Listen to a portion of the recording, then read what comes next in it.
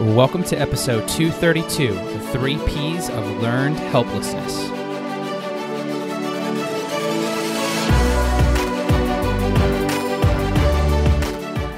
Welcome to the Be That 1% podcast. I'm your host, James Silvas, mindset specialist and performance coach. And here on the show, I'm going to challenge you to think deeper, commit to greatness, and develop a stronger mindset.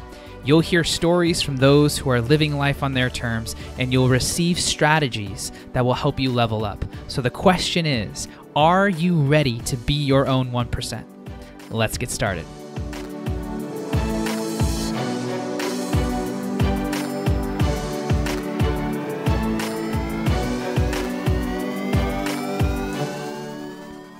Hey everybody, welcome back to the Be That 1% podcast. I'm your host, James Silvas, mindset specialist, and today we're going to be talking about problems. How many of you like surprises? My guess is everyone says, yes, I love surprises. Well, do you, or do you only like the ones that you want? Because problems are also surprises. And problems, aka challenges, are essential for our growth.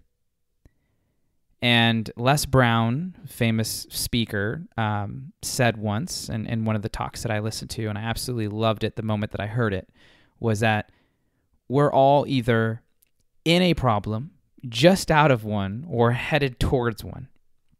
That there's no way that we could ever live problem-free, and we wouldn't want to. Because problems teach us. Problems provide opportunities for us to grow. Problems help us change our perspective.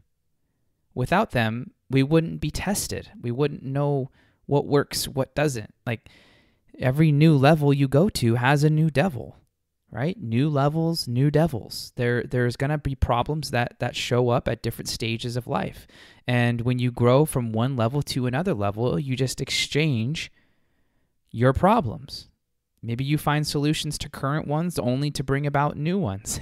It's a cycle. It never ends. And once one closes, another one opens. And that's the beauty about what life is. And yes, challenges / problems are hard, and they do provide pain, and they sting, and they hurt, and they can cause a whole bunch of emotion that most people would say is not favorable. Right? Negative feelings, negative emotions. And that also is a part of life. That if we try and mute problems by trying to avoid them or not take on any of them, then we're going to be living in a very bland, robotic, mundane world / reality.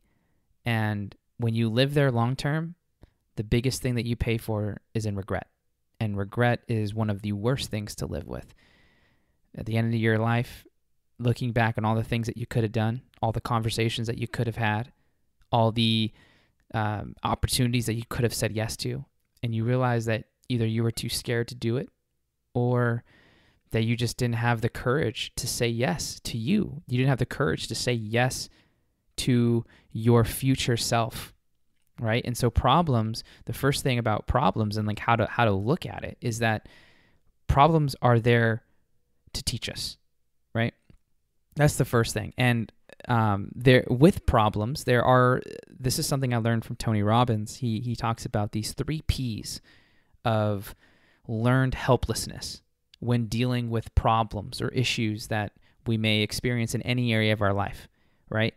And the first P is the problem. You believe that the problem is permanent, that it's never going away, that maybe you've been trying to solve the problem for a while now and you're getting frustrated. And so rather than trying and quote unquote failing, you just accept that it's permanent and that there's nothing you can do about it. And this kills your hope. And it keeps you stuck in a state of helplessness and hopelessness and powerlessness, that you have no influence on the situation. You could have just lost your job, right? And now you're going on 3 auditions or 3 interviews and no luck. And you're like, well, maybe this is just the way that it is. Or you go through a breakup with someone that you had built a life with. And you go on dates only to realize that these people aren't anything close to what you want. And you're like, maybe I'm just going to be single forever. Or maybe I'm never going to have kids. Or maybe I'm never going to get married. Or whatever belief that can come from the quote unquote problem or challenge that you're facing. But nothing is permanent except for change. And if everything's changing, then by definition, the problem that you're facing doesn't have to last forever unless you make it. There are seasons to life, right? Situations that happen don't continue to just happen. They can weave in and out of existence. And so when we believe that a problem is permanent, like our bank account, or like our relationship status, or like the money we make for the work that we provide is something that can never be changed, we lock ourselves into a reality that we created. There is always a way. There's always a way. If you adopt that belief, there's always a way to find, there's always a solution. And that solution may be just releasing the problem. Or that solution might be the thing that actually solves the problem. Or the solution might be partnering with someone who has the solution to the problem. There's many ways. But staying focused on the permanence of that problem is not going to do you any good. All right, so we want to catch ourselves when we're there. The second P is pervasive, that the problem is pervasive, that just because I'm having a problem with my finances, that everything else in my life is now chaotic and completely in shambles. That we, just because something happened at work, that now everything else in our life is just out the window. And we got to be able to isolate the problem to a specific area and not allow our emotional reaction to that problem and allow it to bleed over into other areas where other things don't deserve that same level of reaction. We have to be able to stop the bleeding in that specific area. And once we do that, then we can find the strategy that's specific to that. But if everything is a problem because of that one problem, then now we don't even have the bandwidth, the energy, or the resources to find a solution to help us with that. Right? So we got to be able to catch ourselves when we have one problem enter all areas of our life. Number 3 is we take it personal. You take the problem personal. Oh, this shouldn't happen to me. How dare this situation happen? How dare this problem arise? Or I'm not enough because if I were, I wouldn't have this problem. Problems happen. Again, problems are there to help teach, to help provide a space, an opportunity to grow. When you look at a problem that way, you can release the emotional attachment that you've assigned to it, the personal attachment that you've assigned to that problem. You can now release that, and now you enter a different level of consciousness that allows you to see that problem in a different way, giving you access to different information that can actually help you find the solution. But you're not going to be able to do it by playing the victim. Oh, this poor me that this problem happened.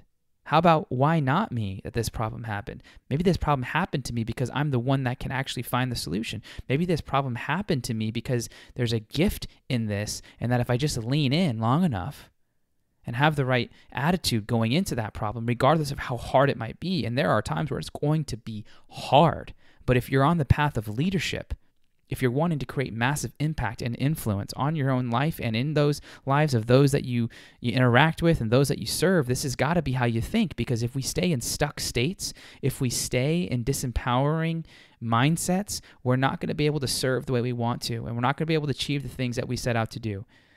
And if we don't learn to shift our mindset and become aware of when we're putting ourselves in boxes, then that's where we're going to be. Just under a lid somewhere, hoping for more, but realizing that the truth is that there never will be. Hoping to be better, but probably not ever going to be experiencing that. And we can't lead from that place, right? So check yourself on these 3 Ps. When I first heard this, I was like, man, that's really good. Where am I doing that in my life? Where am I making the problem permanent and then thereby not putting in the effort to try and solve it? Where am I taking one issue in my life and then just vomiting that in every other area, in every other conversation that I'm having, making it worse, exacerbating the feelings in the situation? Where am I taking this problem personally? Like, where am I judging myself because I'm having this problem, as opposed to saying, this problem is here for a reason and we get to solve it now rather than 2 years down the road? Like, I've had to teach myself to think like that because it doesn't come naturally. It's easier to just blame something else, or it's easier to just offload the responsibility to something else. But again, if you want to be the type of leader that people respect and admire and are inspired by, and if you want to be able to respect yourself, you got to be able to work through problems efficiently. It's not about getting rid of problems as much as it's about solving them. And the solving is getting rid of them, but you're solving it with the intention of knowing that there's another problem coming down the pipeline, and that you're developing your skill set to be a better problem solver, not a master hider or you have a doctorate in avoidance, right? Can't get things done when we avoid. So I hope this framework helps when looking at a problem and knowing that problems are here to stay. There's nothing we can do to get rid of them. We just got to be better at handling them when they show up. All right, so go out there, face the problem, face the challenge, know that it's good for you, find the system that works for you and how to solve those. And then as you get better and better, now you have a framework. Now you have a process to teach other people, and that's how the ripple effect continues to make the ripple. So much love. Have a great day, guys. I'll talk to you soon.